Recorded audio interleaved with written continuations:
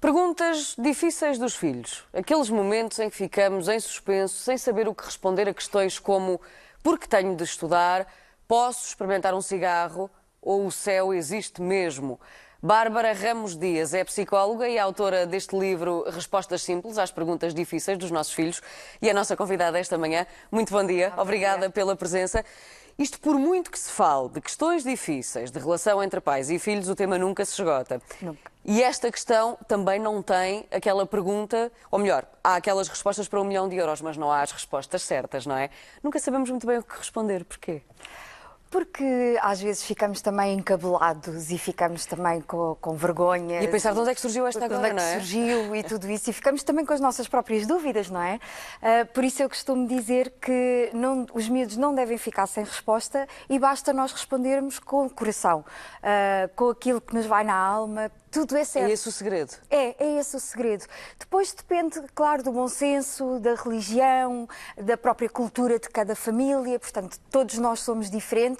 Agora, há respostas que precisam mesmo, há perguntas que precisam mesmo de uma resposta, porque senão eles vão procurar outro sítio. E aquela do porque sim, porque não, porque eu quero, porque estou a mandar, não é de todo aconselhável, não é? De todo, de todo. Então olhamos aqui para algumas situações. Por exemplo, esta que é muito típica.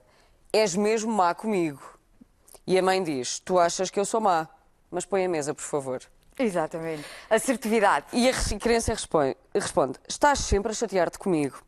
Tu até podes achar que eu me chateio sempre contigo, mas põe a mesa. Exatamente. Ou seja, disco riscado. Usar muito a técnica do disco riscado.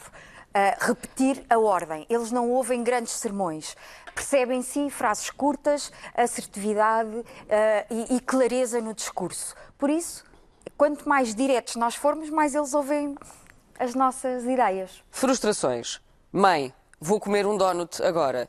Mãe, não vais, porque são horas de jantar, não vais comer porcarias. Mas eu quero, mas eu já disse que não. Vá lá, mas tenho fome. Não, mas se tens fome, jantas. Oh mãe, és uma chata. Vá lá assim, faz o que quiseres. Não te aguento mais. Isto aqui é o limite, não é? É o limite, é o limite. É o limite, mas a partir daí, se nós cedermos, eles vão sempre fazer o mesmo até nós cedermos. Se nós dissermos, ok, vai comer o donut, se não me chateias mais, não há paciência.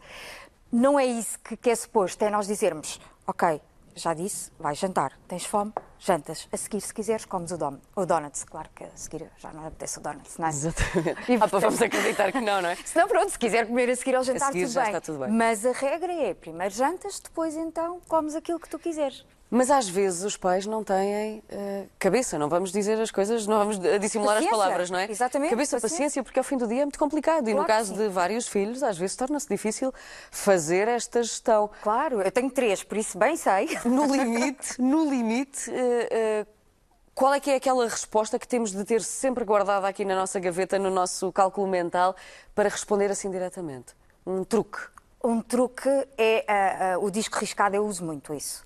É, ok, mas vai pôr a mesa, mas faz a cama. Percebo perfeitamente que estás com fome, mas agora vamos jantar.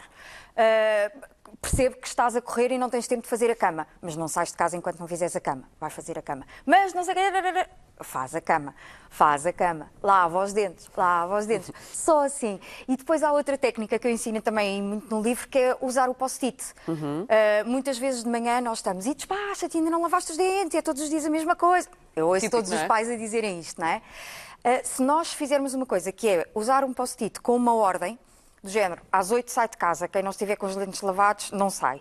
Mas mesmo físico, portanto, o papelinho mesmo amarelo, um na porta da rua, colado. Ou, em vez de dizermos, a toalha não é aqui, é sempre a mesma coisa, vais chegar a casa e tens a toalha molhada em cima da cama e vais deitar na cama molhada. Não, post-it, a toalha não é aqui. E, portanto, eles aprendem que, de forma divertida, a arrumar as coisas. Ou, por exemplo, a minha filha mais velha também, às vezes, é um bocado preguiçosa com a cama. Basta eu pôr um post-it com uma cara chateada em cima da cama, que ela assim que chega a casa, vai fazer a cama. Portanto, é um bocadinho estes truques de irmos brincando com a vida e não estarmos sempre... E ensiná-los a brincar também, não é? Exatamente, e não estarmos sempre a zangar, não é? Sempre a criticar, sempre a... Depois entramos nas partes mais sérias. Pronto, este aqui são problemas, obviamente, são questões que todos... dia a dia. Exatamente, mas depois começamos as partes mais sérias. Às vezes temos tendência para não falar com os miúdos. E a pergunta deles é, porquê é que eles acham que eu não percebo nada? eles muitas vezes têm a noção que nós achamos que eles não percebem, que eles não fazem ideia, mas eles percebem. Eles percebem muito mais do que aquilo que nós achamos. Percebem e gostavam de saber mais. Então, não faz mal nenhum nós dizermos, olha, estou triste porque aconteceu isto. Não é aquela história também comum de, o que é que tens? Ah, estou cansada. Não está nada cansada, está triste, está zangada, está irritada. Aconteceu isto, o dia não explicar, correu não é? bem. Então, se nós dissermos, não, olha, o dia correu pessimamente e, portanto, eu hoje estou muito irritada, desculpa se eu for agressiva contigo, porque às vezes acontece, não é? Nós Claro. estamos irritados e, portanto, é em Às casa vezes é assim uma que... resposta mais... Exatamente. É exatamente que descarregamos. E, portanto, dizer desculpa, não há problema nenhum, e assumir, olha, hoje estou irritada, hoje estou zangada, não faz mal, porque eles percebem que nós não estamos bem. E não vale a pena dizer que estamos cansados, porque senão quando eles são mais velhos, mais tarde, nós dizemos, então, o que é que tens? Ah, estou cansado. Porque eles aprendem pelo exemplo. E não nos contam as histórias deles, não partilham as dores deles, não é? Outra pergunta difícil. O que é a saudade? Uau, essa é dura, não é? É. Não só para as crianças e Mas para os nós pais, para também, toda a gente, não é? não é? A saudade nós podemos explicar como algo que não se vê, não é? Por exemplo, o amor. O amor que eu sinto por ti não se vê, ou o amor que tu sentes por mim também não se vê. A saudade é a mesma coisa. Mas olha, podemos transformar numa coisa bonita. Que cor é que te faz lembrar a saudade? Vamos tentar desenhar a saudade. Tens saudade de quem?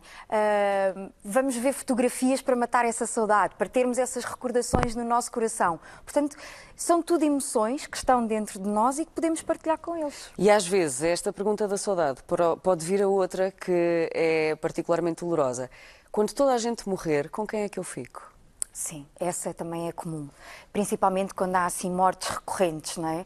Aí é nós tranquilizarmos e dizermos, ok, mesmo que haja a morte física, tu vais ter sempre no coração a mãe, o pai, a avó, a tia, e há sempre alguém que cuide de ti com carinho. E nós estamos sempre a olhar por ti, independentemente de onde estivermos.